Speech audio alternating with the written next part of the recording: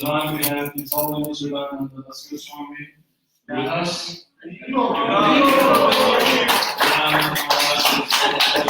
Senior and respected spiritual leaders of the International Society for Krishna Consciousness. He is also known as Professor Howard Resnick and is an early pioneer and a renowned teacher of bhakti yoga in the Western world. He attended the University of California in 1991 as a student of world religions and has also studied at Harvard University, where he received his PhD in Sanskrit and Indian studies in 1996.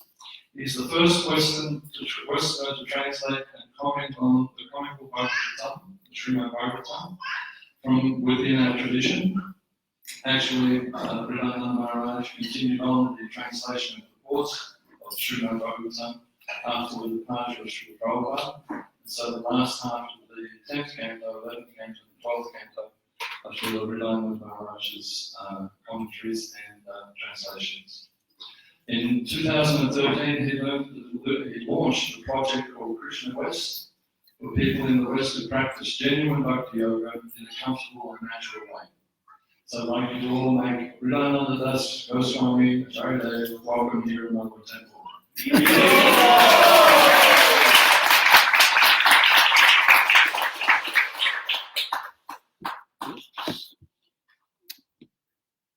El micrófono. Hare Krishna. Thank you all for coming. Tonight I would like to, I was trying to get decent here. Tonight I would like to speak on a very powerful intellectual movement in the second part of the 20th century and continuing today, which I think is remarkable for its inability to get almost anything right. And this is called postmodernism. And I'm going to read you some definitions of postmodernism. It's an attempt to, you could say, democratize reality. The idea that there is no objectivity, the only objectivity is there is no objectivity, which is obviously self-contradictory, but they don't worry about things like that. So, interestingly, Prabhupada used to give the example of a Viennese music teacher who used to charge students twice as much if they had previous studies. The reason being that first he had to teach them to unlearn all the wrong things they'd learned and then learn the right things. And so,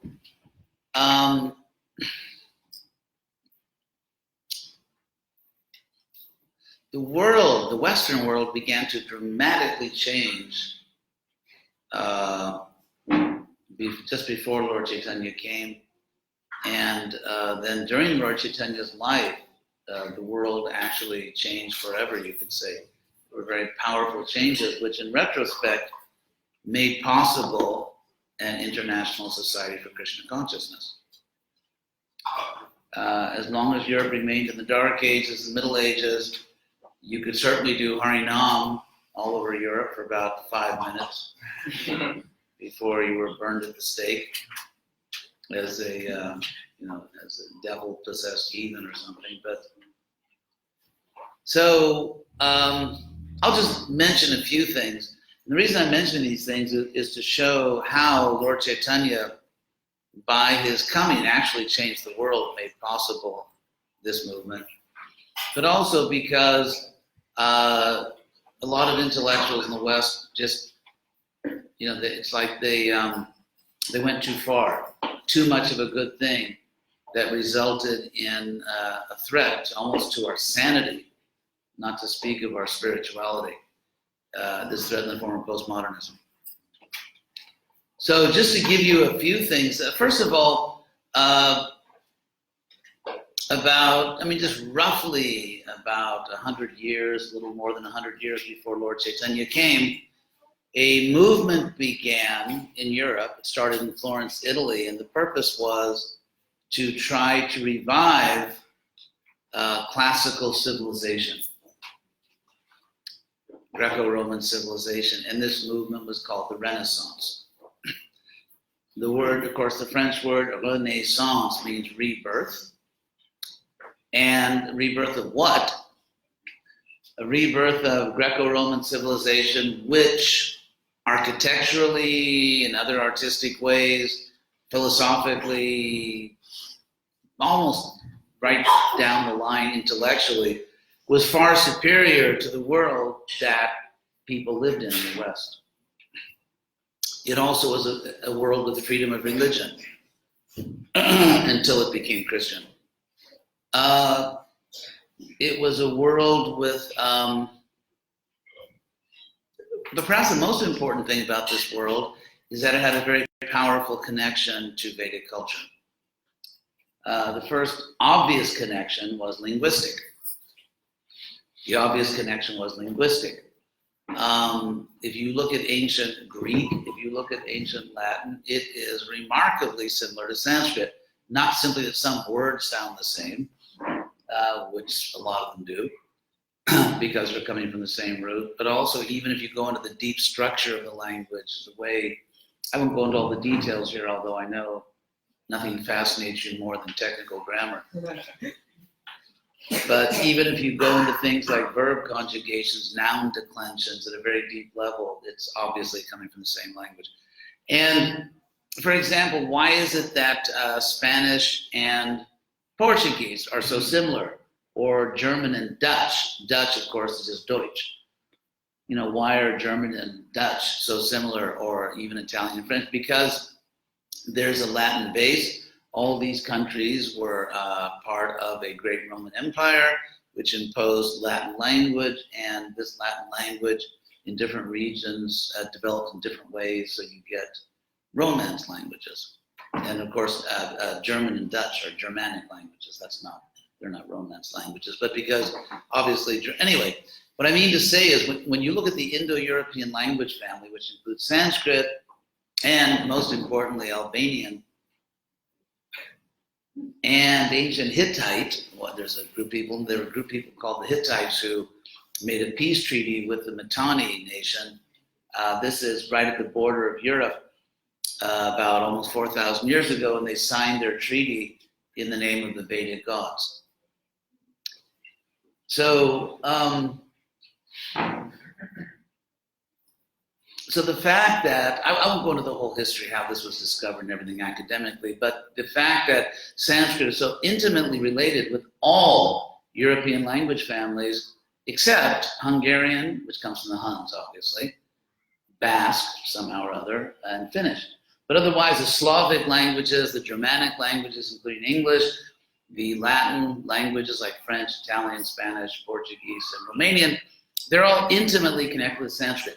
So because there is, and this is mainstream scholarship, this is not something I read on a wacko website, you know, on a conspiracy website. Why won't they tell you? So, but the fact is, anyway, I won't tell you what I think of conspiracy website. So this is non-controversial. There is an Indo-European language family, and everyone agrees that must mean there was an Indo-European culture. And Prabhupada himself affirms this in several purports in the fourth canto, by the way. And there's evidence of it that the people may not have noticed. For example, there are some of the most prominent people in our literature are actually blonde. They don't have dark hair. Among the prominent blondes are, for example, Lord Indra. Yes, he's kind of like Thor. He kind of looks more like Thor than. The Rig Veda says that his hair is golden, or like the color of the sun. That's in plain language. That's a poetic way of saying blonde. And another blonde, and you may not have seen this one coming, according to the 10th canto, chapter 70 of the Bhagavatam, another blonde is none other than Narada Muni. It's in the Bhagavatam. Don't kill the messenger. So in other words, it's an Indo-European civilization. Therefore, if we look back to the Greco-Roman civilization, which very roughly is about halfway back to Krishna's appearance in this world. And so they were twice as close to Krishna as we are historically. And you find this all over. For example, one of the first great Greek philosophers was Pythagoras, who gave you, among other things, the theorem, which bears his name, Pythagorean theorem. And he was actually a mystic. He had ashrams. He taught reincarnation, karma, and the goal of life is to ultimately return to the divine and so on. And there was another early Greek philosopher, pre-Socratic, named Empedocles, exactly at the time of Buddha, by the way, who preached that the original sin of human beings that caused their fall down to earth was animal sacrifice and killing animals. That cruelty to animals is the sin that caused the degradation of human beings, and so on. So anyway, there is this Indo-European civilization, and therefore, in a broader sense, the Renaissance, the rebirth of classical civilization is a rebirth of the Western branch of Vedic culture.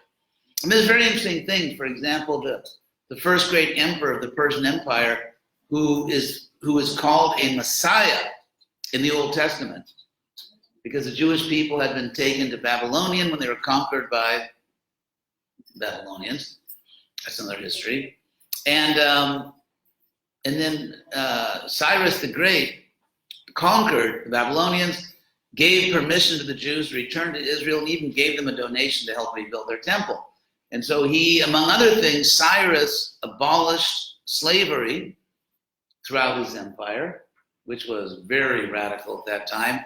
And also he declared freedom of religion in his empire.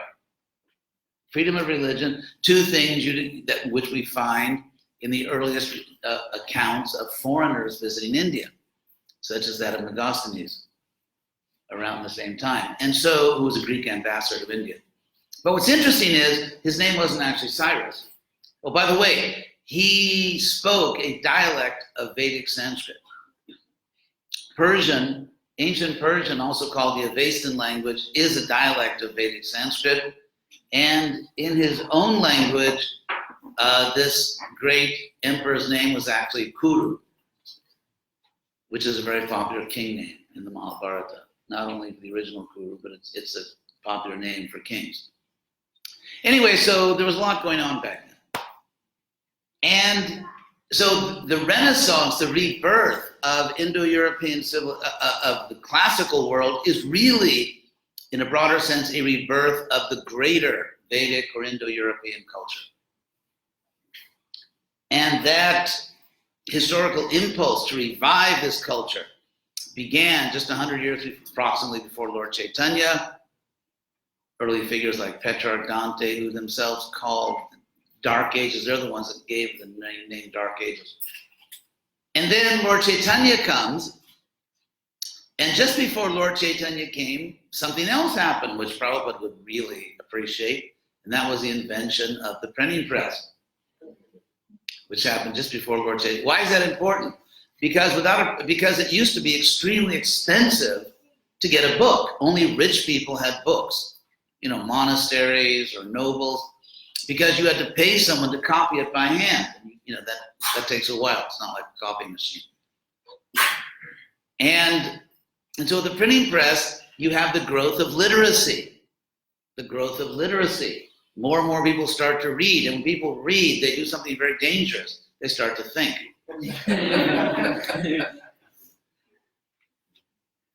Something else happened around the time of Lord Chaitanya is orchestrating this total seismic shift on planet Earth.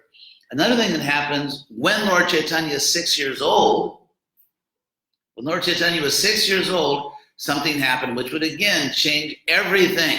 And that is when Lord Chaitanya was 6, Columbus set sail, trying to get to East India, where Lord Chaitanya was.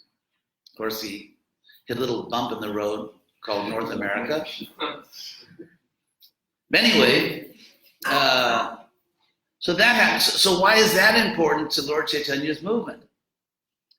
Because with the discovery of America, and perhaps even more exciting for greedy Europeans, with the discovery of the Spanish discovery of gold in the New World, which you could get with the sort of the minor inconvenience of having to commit something like genocide against native people. Anyway, with the discovery of gold in the New World, suddenly,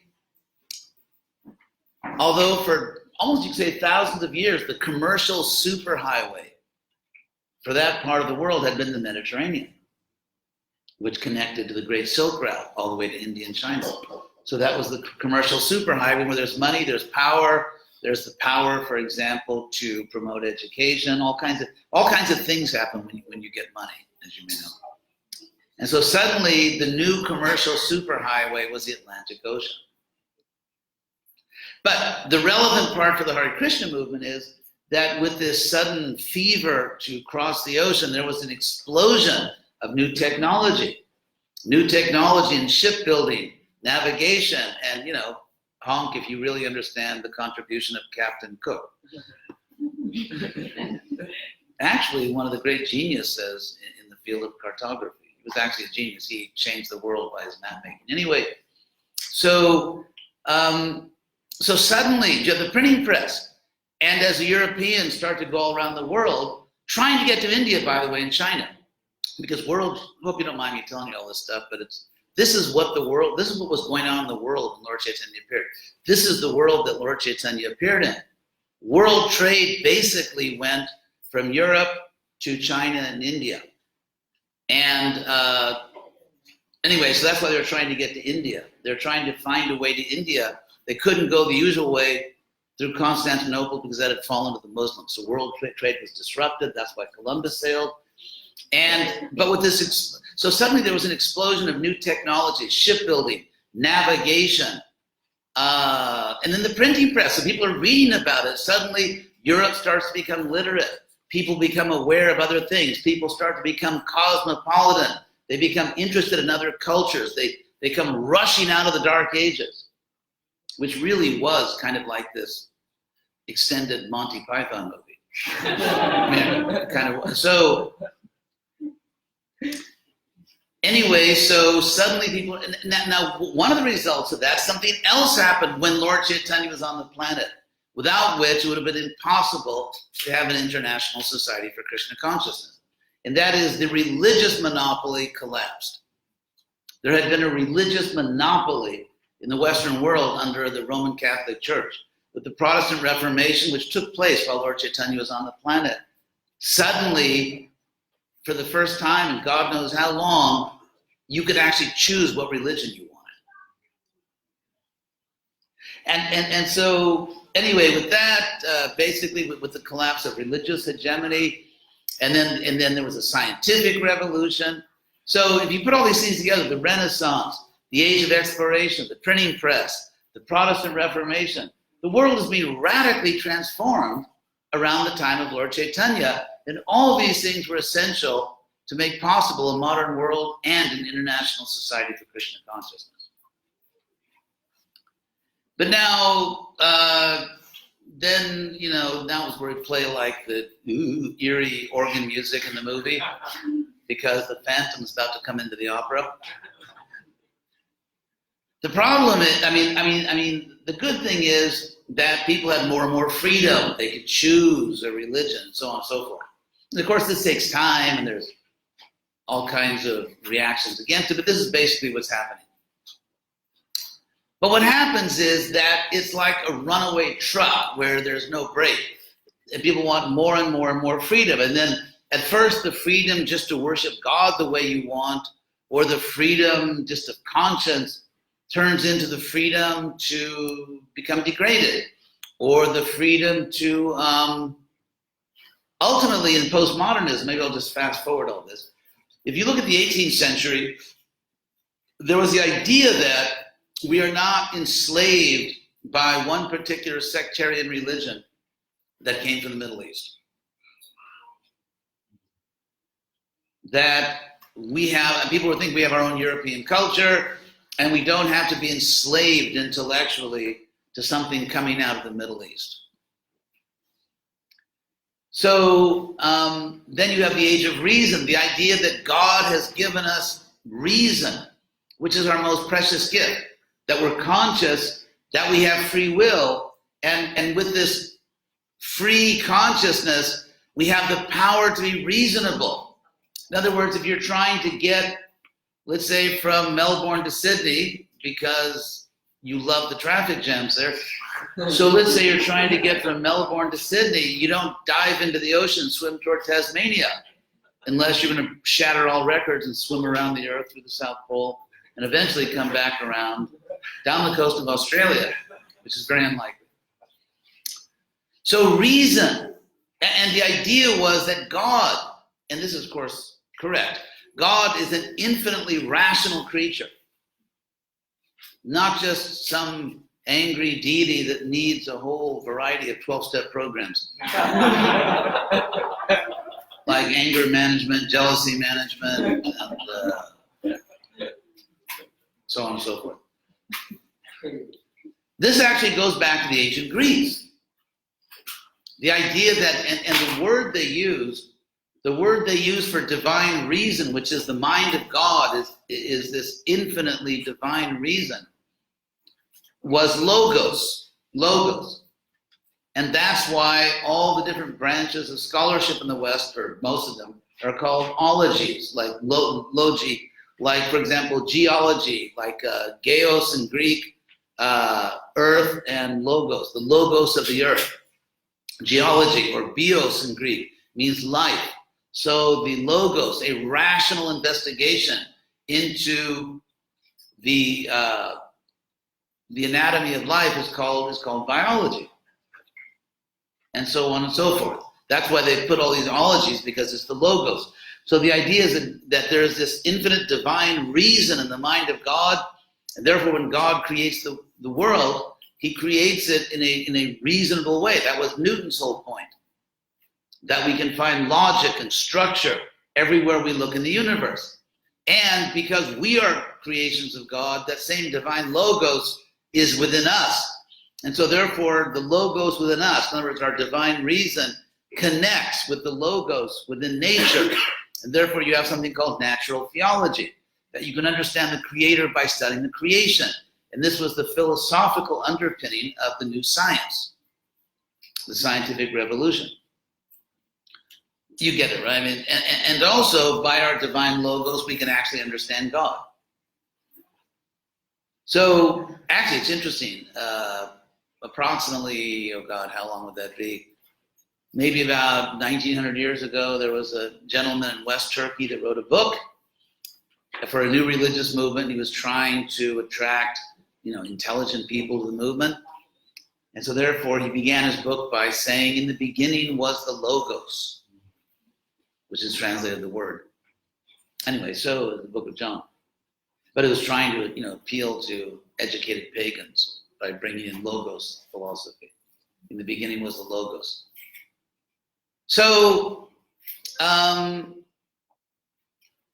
with the Renaissance, there was the idea that rather than be ruled by fanatical priests or cruel kings who have no rational reason to rule us anyway, they just happen to have power, and might doesn't make right, that actually everything should be done rationally. And therefore there was the idea of a science of human society, which eventually became sociology, of a political science, of a science of the universe, which became physics and astronomy. And there was this idea of approaching the world in a rational way, with the belief that there is an objective world and we can discover it. We ourselves can be reasonable. We can maximize human happiness by living reasonably. And by the way, Krishna says the same thing. Often in the Bhagavad Gita, Krishna describes what we're doing, bhakti yoga, as buddhi yoga, the spiritual path of reason. In that famous verse in the Gita 10:10, Krishna says that Tesham, for them, for those people, Tesham satata juktanam, who are always engaged in Krishna consciousness, bhajatam priti purvakam, and are worshiping thee with love, I give them something by which they come to me. Dadami. So what does Krishna give? He gives divine reason, the logos, actually.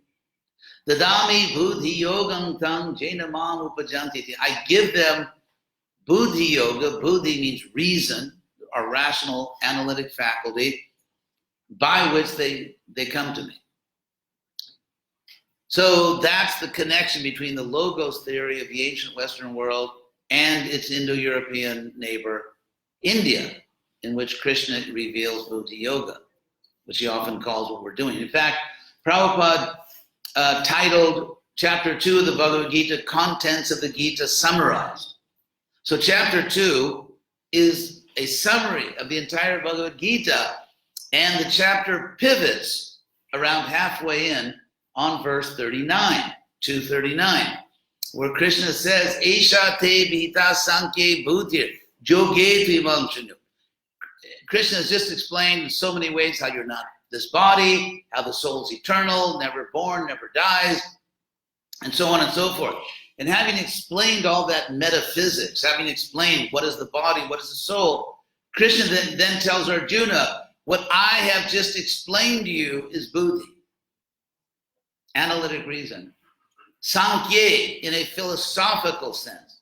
And now he says, yoga, now hear it in practice. So Sankhya Yoga in the Gita and outside the Gita means something like philosophy and practice. And yet Krishna says that what he's teaching in chapter 2, which is the summary of the entire Gita, is buddhi. Philosophically, Sankhya, and in practice, yoga. So that is the importance, actually the central importance of reason, of being reasonable in Krishna consciousness within the Bhagavad Gita. So now what happened is as the world became more degraded and more free, and in some ways better, in some ways worse, around the middle of the 20th century, there was this idea to take freedom to its ultimate extreme and to democratize reality itself. In other words, they rejected the older view of the rationalists that there is an objective world out there that we can discover. And we can all agree on that. If we're all reasonable, we may have different opinions, but ultimately, through sincere discussion, we can all agree on the nature of reality because it's objective and the creation of God. And so by the time you get to the middle,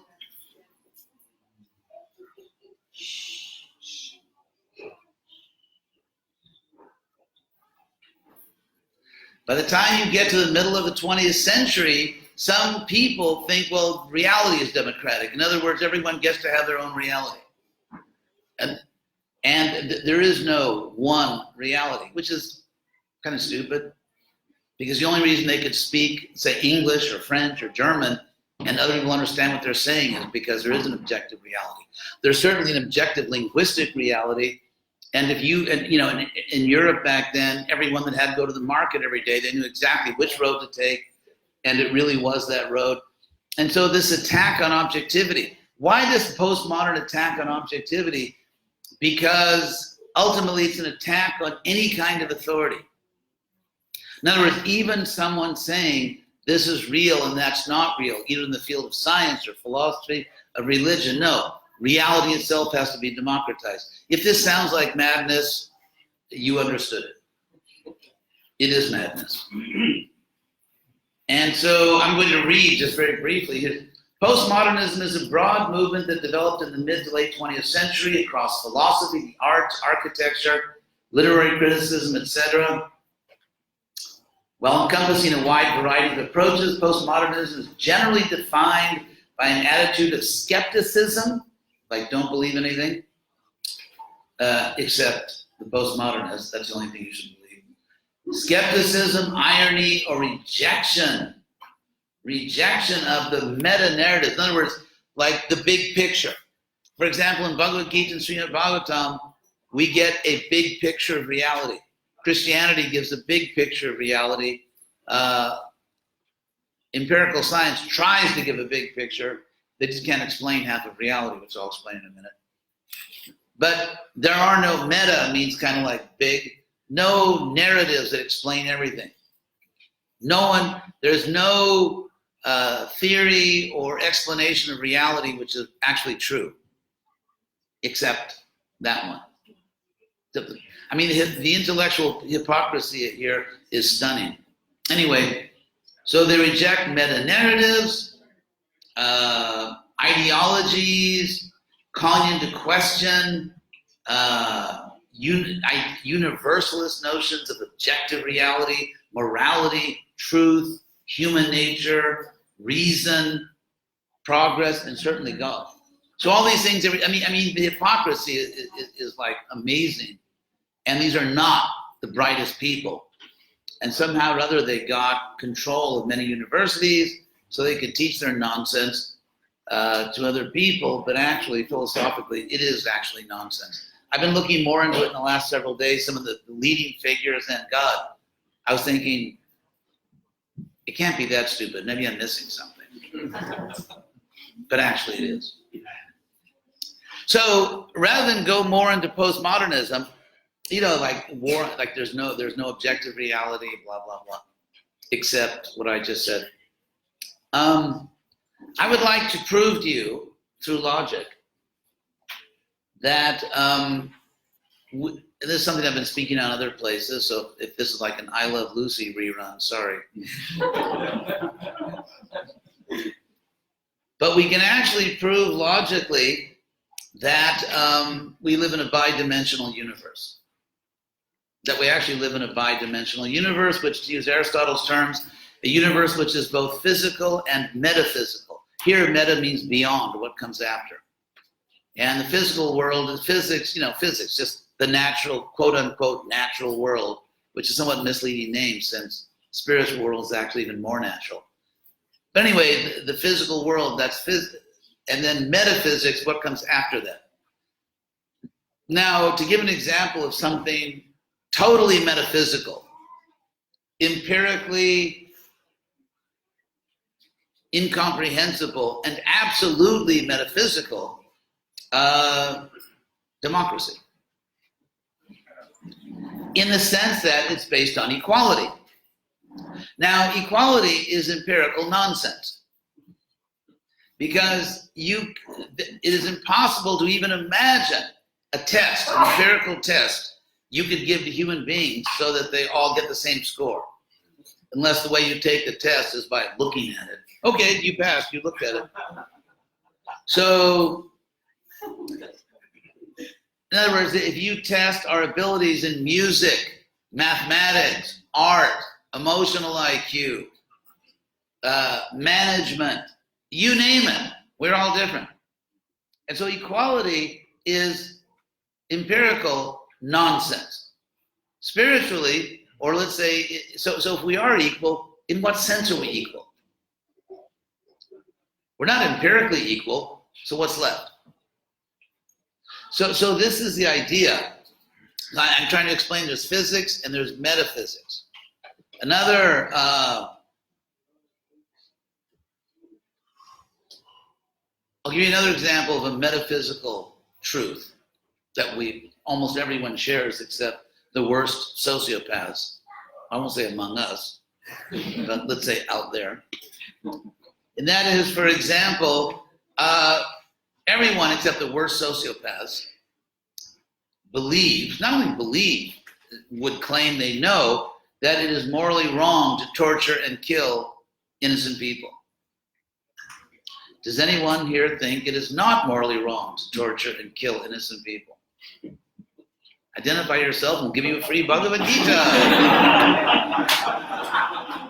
Oh no, that's the wrong group. So, now, also, if you can tolerate a little more philosophy, if you would have known there's going to be so much philosophy and grammar, you probably would have taken pain pills before you came. So one universal branch, in other words, it's found everywhere, of philosophy is called epistemology, from the Greek word episteme, which in Greek means knowledge. So epistemology basically is how do you know you know? That's basically it. Or how do you know you know you know? In other words, under what conditions can a person reasonably say they know something? And under what circumstances can you reasonably say that someone who claims to know something doesn't really know it, it's merely their opinion? So that's epistemology. Now, there is a very common philosophical position, which Aristotle talks about, the father of modern logic, which is called foundationalism. And of course, the postmodernists try to weasel out of this, but they really can't. Foundationalism is the idea that any system of knowledge, whether it's empirical or religious or grammatical, any system of knowledge has to begin by the claim that something is self-evident. By the way, Lord Chaitanya said the same thing. Sarvabhauma literally said the same thing to Sarvabhauma Bhattacharya and Prakashananda Saraswati. The idea is, as Aristotle explained it, if you claim something is true, someone can ask you to prove it, and then you have to prove that and prove that and prove that, and you are pushed into an infinite regress. Regress means going backwards. You're pushed into an infinite regress of proofs. And so the way you stop this is you have to sincerely claim that there is a fact in the world which proves itself. And therefore, like they say, you can't hold a candle to the sun. Now, to give an example of a system of knowledge which begins and which can only begin with an unprovable assumption. In other words, you can't bring in some other outside proof of it. It's a claim that something is self-evident, it proves itself. The system of knowledge I'm referring to is empirical science. And the assumption, which they cannot prove within their system, is that there's a real world outside of our mind. Mm-hmm. Now, if someone says, of course there's a real world outside of our mind, like this is a real water bottle. That's called circular reasoning, or begging the question. Because this is a real water bottle only if there's a real world. And what you're trying to prove is that there's a real world outside your mind. So you can't say that there's a real world outside my mind, so that proves there's a real world outside my mind. That's begging the question. Logically, you actually didn't do anything. It's not an argument, it's just claiming something is true. So therefore, to do empirical science, you have to make a self-evident claim. You have to say, as they do say, that the nature of our experience of this world. Could someone tell those people to go talk somewhere else? They unfortunately don't understand the idea. So yeah, someone needs to explain to those people.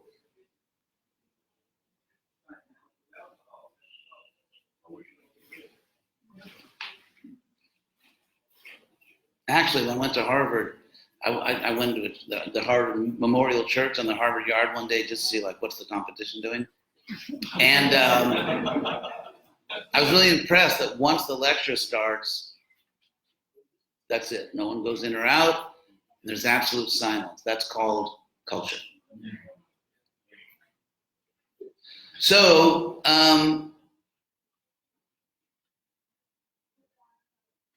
people who accept that there's a real world outside their mind are, in essence, saying that the nature of our experience of the world is such that it proves itself to us. The quality of the experience, the nature of the experience is such that it proves itself to us. It doesn't have to be proved by something else, just as you don't hold a candle to the sun to prove there's a sun. The sun reveals itself. In the same way, the world out there, the physical world, reveals itself to us in a way which we cannot reasonably doubt due to the nature of the experience. Now that's the basis of empirical science. And you can't prove that through empirical science because that would be begging the question. Interestingly, there's also a metaphysical world. For example, when we claim, as we will claim, we know that it's wrong to torture and kill innocent people, children, we're not saying that, well, that's my opinion. We know that's true. When we see some terrible offense against moral principles, like someone, let's say, performing some evil against another person, we know that it's wrong. We don't believe it. We know it. In fact, we know it as well as we know that there's a real world outside our mind. And so therefore, the fact that there are moral laws in the universe, the fact that there is some way in which people are equal, which Krishna talks about a lot in the Gita, by the way, we know that as deeply as we know that there's a real world outside. In fact, when the physical and metaphysical realities compete, people tend to choose the metaphysical reality, not the empirical reality. An example of that is the government of Australia, or America, or Canada. We should mention some non-English speaking countries. But anyway, most of the modern countries, in what sense? Because although empirically every Australian citizen is not equal to any other citizen, different abilities, athletic, musical, intellectual, mathematical, emotional, IQ. And yet, Australia, like most of the countries in the world, rejects the empirical reality and bases its political, judicial, and cultural system on a metaphysical fact that we're equal. So when these two facts give different accounts of the same thing, all of material science saying that we're not equal, and this metaphysical belief that somehow we are equal, it turns out the metaphysical fact is more important, and that's what we base the government on. And that's how you get democracy. So here's the point. Almost everybody in the world, and probably about roughly the same percentage of people that believe there's a real world outside their mind, because some people can't quite make that stretch. They get funds from the government. So the idea is that almost everybody who's not psychotic or a sociopath understands that there are real moral principles. So then the obvious question is, what kind of universe do we live in if there are objective, real things that are not empirical, that are not material, that are not physical? How could non-physical, non-empirical things be objective facts? What does that mean? What does that say about the universe? And in fact, we live in a bidimensional universe in which there's a physical, metaphysical realm, and ultimately we tend to privilege the metaphysical over the physical. As in, for example, giving your life to your country, or see that everyone is equal under the law. And that is the absurdity, and now you can see why some postmodernists try to attack foundationalism, the idea that there are claims of self-evidence that underlie every knowledge system, certainly including empirical science. It's like geometry. If nothing is given, you can't prove anything. If you have a geometry problem and it said given nothing, now there's no geometry. Something has to be given, and you reason from what is given as true. And so that's the idea of a self-evident truth. By the way, the word in Sanskrit Lord Chaitanya used several times is swatak pramanya. Swatak means by itself. Pramanya, it constitutes evidence. So he's saying exactly the same things as Aristotle and modern philosophers. So therefore, in a sense, what we're trying to do with people is get them to try to understand how it could be the case that we live in a bidimensional universe. And just as they have the Big Bang Theory and all these, these fun things they do, to explain where the physical universe came from, Where did the metaphysical universe come from? And in fact, we know that the archaeoastronomical theory, the Big Bang theory, by a priori, in other words, by definition, cannot give a complete explanation of reality. Some things are analytically true or analytically cannot be true. To give an example that I've been giving, let's say someone claims that there is a 500-pound white unicorn romping around the street. Now, what we can do is we can send thousands of people out, and it's visible to human eyes. So we can send thousands of people out so that at the same moment, every space on this street is actually being observed by a human observer. And we can say empirically, no white unicorn. So certain things are true or untrue based on empirical investigation. But to say that something is untrue, let's say, or true analytically is different. What it means is simply by the rules of logic, something must be true or must not be true. To give an example of something which must be true deductively, you know, the old thing you probably learned in school, all men are mortal. Fortunately, women are immortal, I guess. That's the idea. But anyway, all men are mortal. Socrates is a man, therefore Socrates is mortal. So if it is true that all men are mortal, if it is true that Socrates is a man, that's all we need to know. We don't have to sit around and wait to see if Socrates dies. If we know those two facts, then it is logically impossible that Socrates is not mortal if there are no other extenuating circumstances like, well, we didn't tell you there are different kinds of men, and actually, no. If those are all the relevant facts of the case, men are mortal, Socrates is a man, we don't have to observe, this is not empirical, it's analytical, it's logical. Now, here's something which is logically impossible. We know that it doesn't exist without doing any empirical research. And that is, if someone comes and says, yesterday I saw a round square.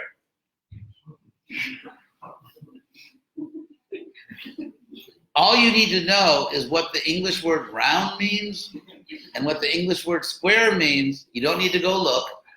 And you know analytically that there cannot be a round square.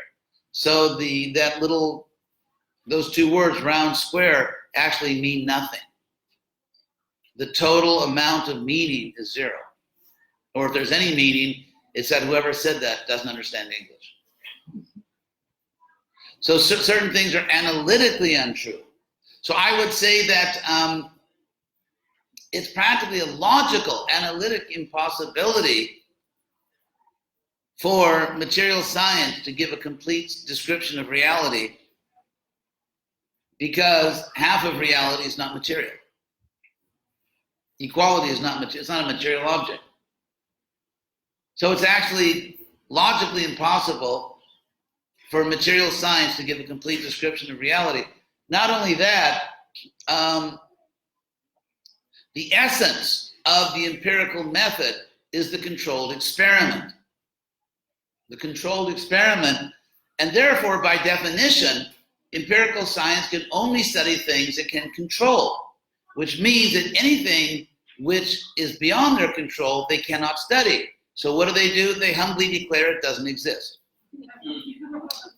So if someone says that anything I cannot control doesn't exist, that's not a philosophy, that's an emotional disorder.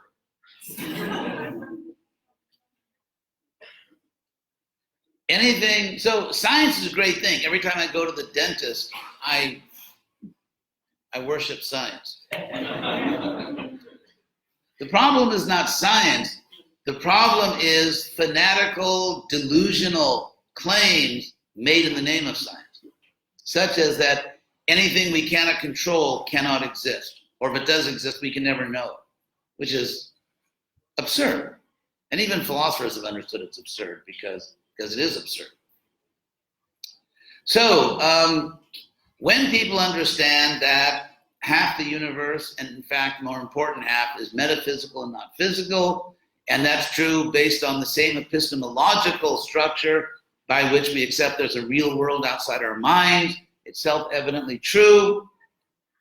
At that point, you start to ask, well, where does the metaphysical universe come from? And if we find out where the metaphysical universe comes from, it's obvious we'll also find out where the physical universe comes from.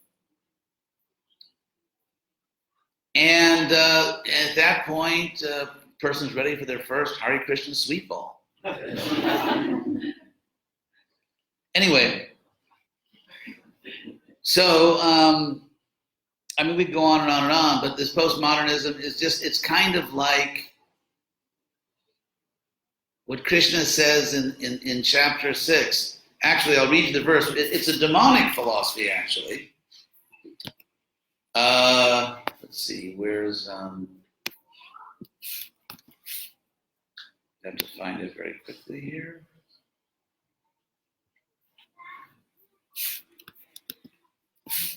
Bhagavad Gita. I have it for in a second. Assuming this file opens. No, I don't want that.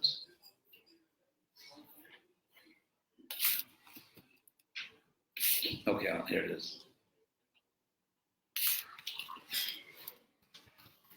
It's Bhagavad Gita, verse 16:8, where Krishna describes the worldview of the asuras, the bad guys. And I'll read it to you, and this is a really good, precise description of postmodernism. So this is what the first thing is, asatyam. Satya means truth. So postmodernism says there is no final truth. There is no overarching truth. It's just everyone has their own truth. And actually you can see sort of trickle down idiotic postmodernism when people say like, oh, is that your God? Is that your reality? It's like, what? I mean, how can you have a God? And what does it even mean? Because if there's any God at all, then God must be God.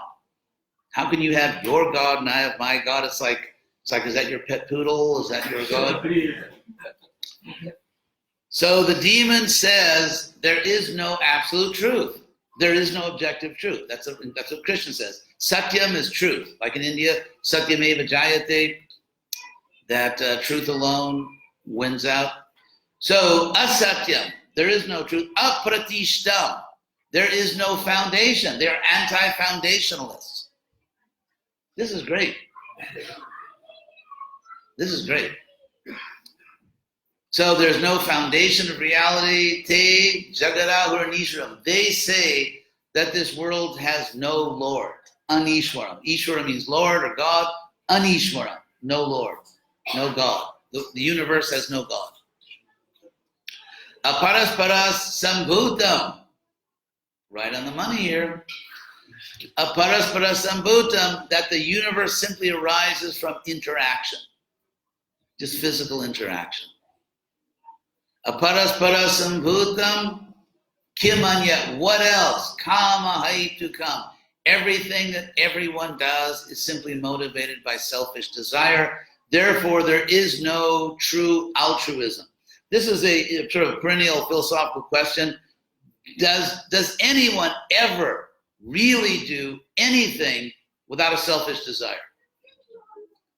Even when, let's say, you help someone else, is it that you really seek the happiness that comes from helping people? Is there true or pure altruism in the world? And the Asuras say no. In other words, there's no ultimate pure love. Kimanyat kama haitika. What else? Everyone is motivated by selfish desire. That's literally what it says. So the flaw, of course, in this argument is that although it's true that virtuous deeds, acting in goodness, does make us happy, that does not prove that the happiness was the motive. It may simply be a byproduct. For example, let's say a mother cares for her child and it makes her happy to do so. It doesn't mean she doesn't care about the child. She really just wants to be happy. No. So, therefore, the mere fact that an activity produces happiness does not prove that happiness was the original motive of that activity. So anyway, according to Bhagavad Gita, the postmodernists are super asuras. I mean, they're just like, they're asuras, postmodernists. They tend to be atheists and deny objectivity, which Krishna talks about here. Asatyam. There's no objective truth in the world. So, that's kind of what I wanted to say. So now you can begin to bring up your extremely large donations. I'm kidding, actually. This lecture is free. So, any questions on this? Yes. Maharaj, is political correctness born out of postmodernism, or is it more from the metaphysical side? Postmodernism is, political correctness. Of course, even some of the great philosophers now have said this is just like it's become completely nonsensical. Basically, it's intellectual fascism. It's some people who have some good motives and some bad motives telling everybody else what they're allowed to think and feel and say. And being totally unwilling to engage in a rational discussion about it. So usually, if one of the political correctness police, catches you saying something they don't approve of, there's no question of a discussion. If you try to even explain that there's another way to look at it, you will basically be shamed and called names, and they will attempt to shame you into silence. So there's an alternative to political correctness, which is free speech and freedom of thought and reasonable discussion. Maharaj? Yes. Then how do we reconcile the sovereignty of God and the independence of man? Because we all have independence within limits. For example, even here in Australia or Melbourne or anywhere, Melbourne. I'm so sorry.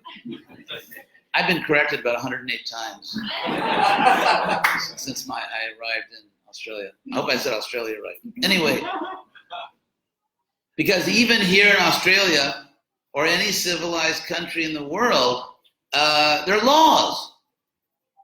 There are laws. You can't just do whatever you want unless you want to be incarcerated or something like that. So freedom, we don't have absolute freedom. Oops, is this working? It's the postmodernists. They cut the microphone.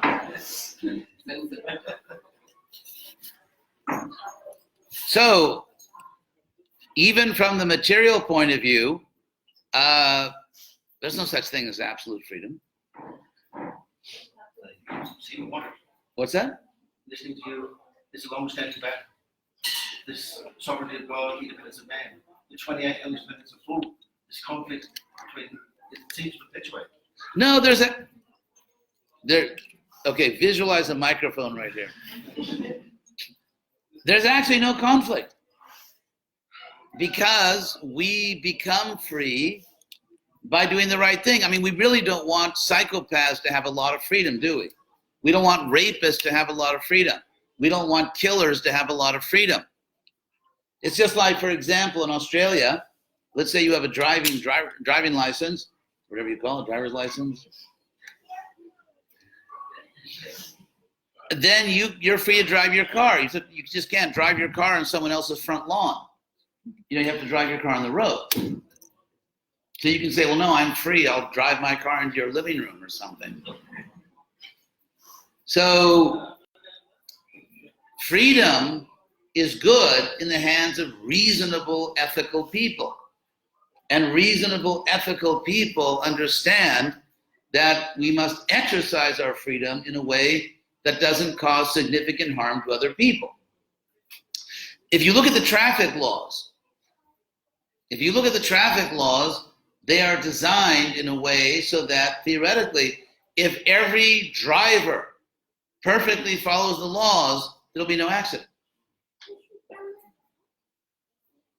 And so therefore, it's in your self-interest that everyone, including yourself, follow the traffic laws. It doesn't mean that this is a fascist state, that you can't drive your car where you want, that if you try to go to Adelaide, you'll be arrested and executed. It's not like that.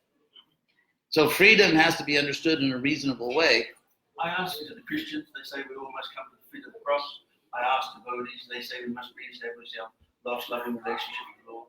And these things will be established properly. I've answered quite a few times. The point is that if you want to bring in Christianity, No, I was thinking about it earlier, because even Christ said, the truth shall bear witness of itself. but the point is that philosophically, the essential message of Jesus claimed that if you look at all these very elaborate, complicated laws in the Old Testament which constitute the covenant means contract, and sort of a contract theory of our relationship with God. You know, God has given us all these laws, and of course the summary of the contract is called the Ten Commandments. And according to scholars, if you study the Ten Commandments, the order they come in, it exactly matches a typical legal contract in the Middle East at that time. So the first clause identifies the parties. I am the Lord your God, who brought you out of Egypt. So it identifies who the parties are, what the relationship is, and so on. So Jesus said that there were thousands of laws and books like Leviticus and Numbers and so on. And some of them are hard to follow nowadays. For example, the ethical treatment of your camel. Raise your hand if you own a camel. So that's unusual. Most temples I go to, I get a lot more positive responses. Anyway, so the idea here, as Jesus said, there are two laws. If you follow these, you get it, which is love your neighbor as yourself and love God with all your heart, soul, and might. Jesus did not invent those things in the Old Testament. So if you look at the Bhagavad Gita, you could say that ultimately what Krishna's talking about is the, having deep empathy toward all living beings, which he explains over and over and over again, Pandita Samadarshana, Samaksarveshu Bhuteshu, and so on, having deep empathy toward all living beings and giving your love to God. And that's exactly what Jesus said. So I was explaining this earlier in the class this morning, that there are two kinds of monotheism, tribal and philosophical. Tribal monotheism, which means a certain tribe of people that don't trust other tribes, they have a historical claim, like, God gave these laws to Moses, or the Son of God appeared in this time and place, or the prophet appeared, or whatever. Now, it's the nature of historical events that they are unique. They only happen one time.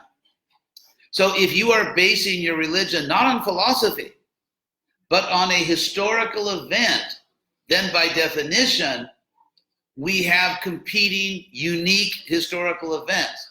However, if your claims are based on philosophy, philosophical principles are universal. Everyone can share them. So, for example, if we say there is one supreme God, that is not a historical claim, which is naturally unique. It is a philosophical claim which innumerable people can participate in and agree to.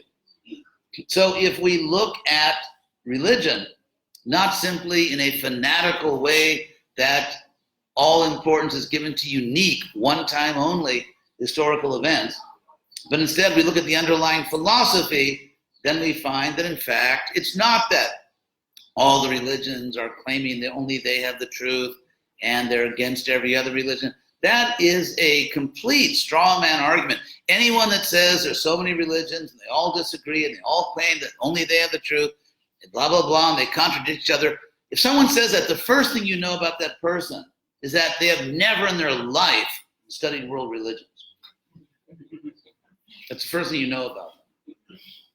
We're dealing with to use the popular American term, a real knuckle dragger.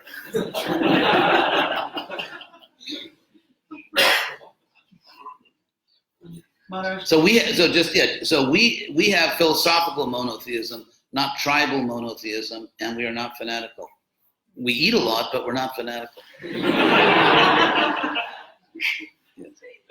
The language is Hebrew and Aramaic. I can see that that's your Hebrew person yourself. Where is the true root of those languages? Is it Sanskrit or Sanskrit from Medo-Persia? Generally, Hebrew, Aramaic, and Arabic, by the way, are a different language family. There have been some scholarly attempts to show that all languages are historically related, and ultimately there's only one language family, but they haven't made so much progress there. So the current wisdom among historical linguists is that there are different language families. So the answer, okay. I'll drink to that. Yes, yes. Oh, I saw this funny T-shirt. I don't know if I can mention it. It said "Save water, drink beer." I thought, now there's a true blue Aussie.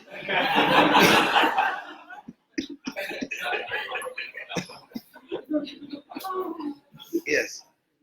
All right. I just wondered if you could explain, because you were explaining about the metaphysics of equality through, as an example, was democracy. Yes. How would you go about then going from the metaphysic of equality into trying to prove the source of equality being from a godhead or from some? That's a very good question. That's a very good question. That's really the key question. That may have to be another lecture, or you have to put more coins in the meter.